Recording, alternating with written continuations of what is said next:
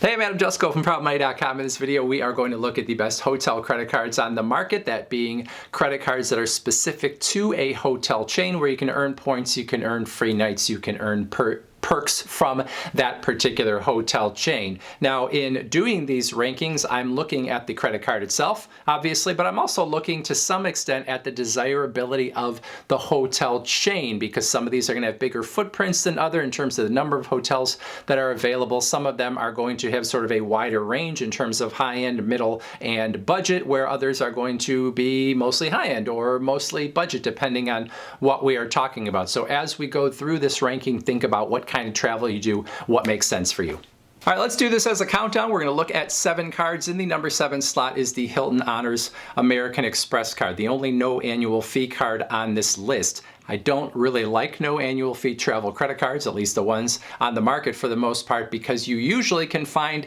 better rewards on no annual fee cards that are just going to give you straight cash back than you can from travel credit cards that don't have an annual fee. Usually, if you want a good travel credit card, it is going to have some annual fee on it, and this is going to be the only one in this list that doesn't. Anyway, no annual fee. You have the possibility of a 100,000 point bonus on this card as I make this video if you spend $2,000 in the first 6 months of having it. Now, 100,000 points sounds like a lot, but Hilton sort of inflates the number of points they give, but the points themselves aren't really worth very much. By my estimate, each Hilton point worth 0.4 of a cent, meaning 100,000 points is going to be worth about $400 in Hilton stays in most cases. Still a nice bonus for a no annual fee card. But beyond that, the card is not as exciting. You're going to get 7 points per dollar on Hilton stays, which again, if it's 0.4 of a cent per point, that's about a 2.8% reward. You're going to get 5 points per dollar on dining, on gas,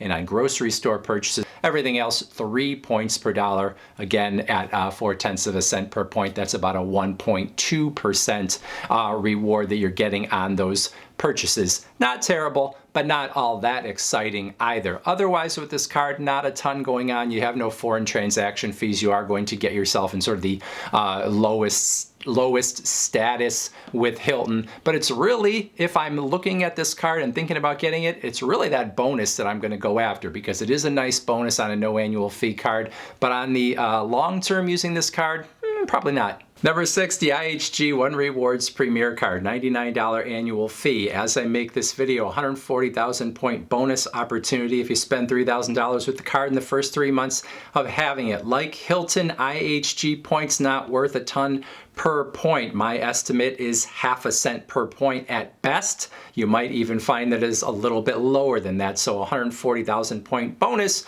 may be going to be worth $700 in IHG stays, maybe a little bit less. That is still a pretty nice bonus on a $99 annual fee card.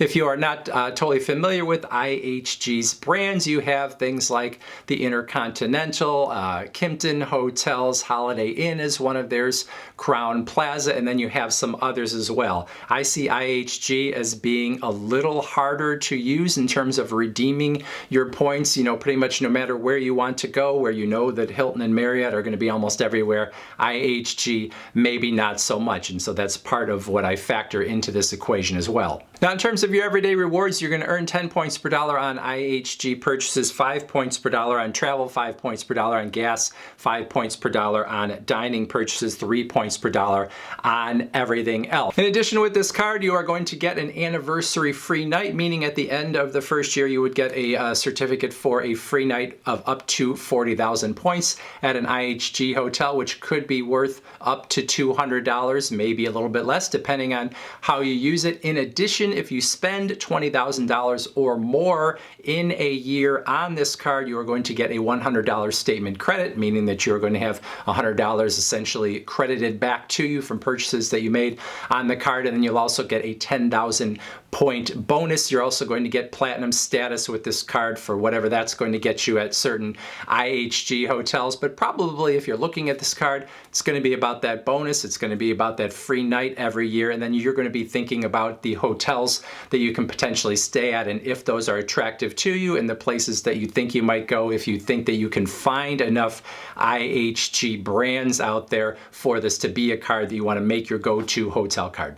Number 5 is the Choice Privileges Select card. Now this is a pretty good credit card if you like the hotels that are under this banner. So a lot of this is going to be your sort of budget or lower end hotels and motels. You do have Radisson as one of their brands, and then you have a lot of things like Comfort Inn, Sleep Inn, Econo Lodge, and things of that nature. So if you really like budget travel and that is how you tend to roll, well then you'll probably like this card. It's got a $95 annual fee. You can earn 60,000 bonus points right off the bat as a new card holder if you spend $3,000 in the first 3 months. The points for Choice Privileges, again, one of these things where it's less than a penny per point. I would peg them at around 0.6 of a cent, which means 60,000 points you could maybe think of as around $360 as a bonus if you get it, which is not bad. In terms of the everyday rewards, you're getting 10 points per dollar on Choice Privileges purchases within these hotel brands,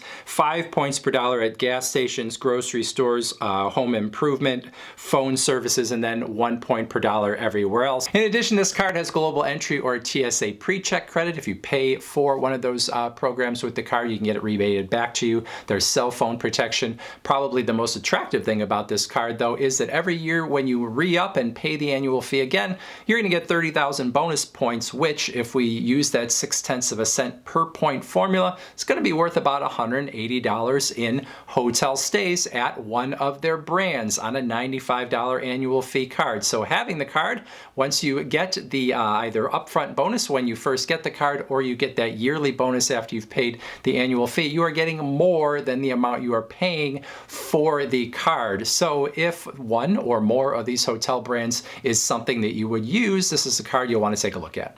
Moving up the list, number 4 is the Wyndham Earner Plus card. $75 annual fee. You could earn a 75,000 point bonus with this card if you spend $2,000 in the first 6 months of having it, so a pretty easy hurdle to get over. Now, in terms of the value of Wyndham points, it's hard to put a specific value on each point because of the fact that the way Wyndham works things is that most of your hotels are either going to be 30,000 points a night, 15,000 points a night, or 7,500 points per night. So if you look at 75,000, you could conceivably say that's 10 free nights.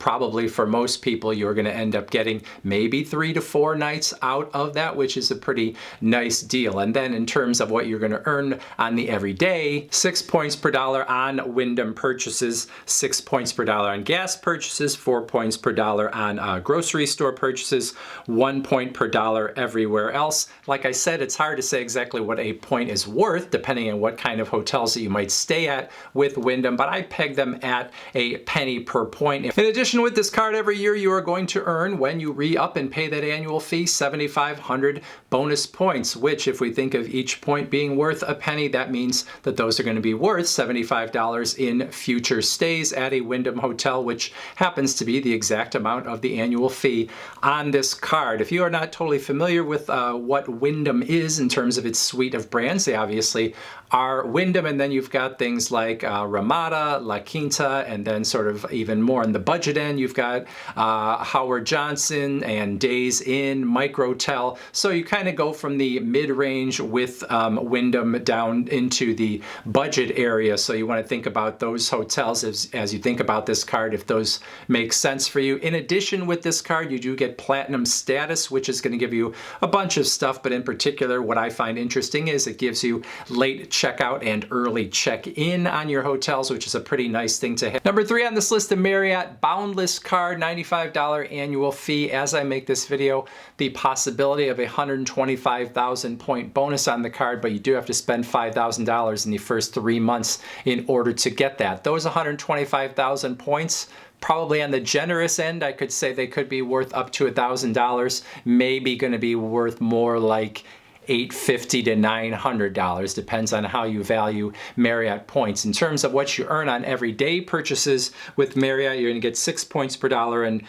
Marriott stays, 3 points per dollar on groceries, on gas, and on dining, and then 2 points per dollar on everything else. Note that there is a $6,000 cap on those 3-point categories, the grocery, gas, dining combined. In addition, you are going to have an annual free night on this card of up to 35,000 points, meaning meaning that you can use it for a free night at any Marriott hotel that would be under 35,000 points for that particular night. You could think of that in terms of like the dollar value, maybe going to be around $280 at the top end, probably going to be a little bit less than that depending on how you redeem it. So overall, this is probably Marriott's best credit card that they have out there. I don't know that I would put it quite this high on the list if Marriott wasn't sort of the attractive brand in terms of having so many hotels, and anywhere you go you pretty much know that you're going to be able to find a Marriott or one of their many other brands where you potentially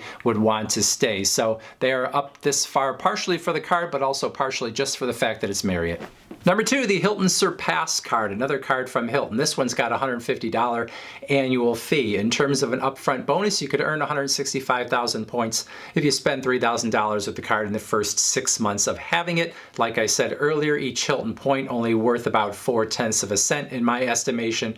So 165,000 points, maybe around $660 that you're going to earn in Hilton stays. In terms of what you can earn on the everyday, you're going to get 12 points per dollar on Hilton purchases, 6 points per dollar on dining purchases, 6 points per dollar on grocery store, 6 points per dollar on gas. You've got 4 points per dollar on online retail purchases, 3 points per dollar on everything else. In addition, this card has a $200 Hilton credit each year, which if you stay at Hilton on a regular basis, it's going to look a lot better than if you just rarely stay at Hilton, because it is chopped up into a $50 credit each calendar quarter. So if you have one stay in the first quarter, one stay in the second, one stay in the third, one stay in the fourth, well then you could maximize and get that whole $200 of credit for staying at Hilton, which obviously would be more than the annual fee right there. For a lot of people, you're probably going to get that credit maybe once or twice during the year, and then other times you might not stay at Hilton. So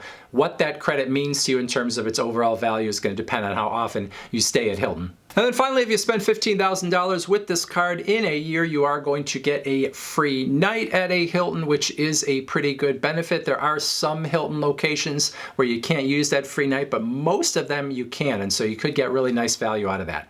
And then number 1 on this list is the World of Hyatt credit card, and it's number 1 for a couple of reasons. First off is the fact that Hyatt points have a high value in comparison to other hotel points. So oftentimes you can get the equivalent of 2 cents per point on the points that you earn from Hyatt, which is way more than you're going to find from most of these other hotel chains. In addition, this card has the possibility of getting you 2 free nights every year. One of them you're going to get automatically as a card holder. The other, if you spend $15,000 in a year on the card, you're going to get a second free night. In terms of the bonus opportunity on this card, you could earn 30,000 points if you spend $3,000 in the first 3 months, and then you also have the possibility, and this is a little convoluted, but you could get another 15,000 bonus points during the first 6 months on purchases that you make that would normally get you 1 point per dollar. Those would get you 2 points per dollar. So up to the first $15,000 that you spend on this card in the first 6 months,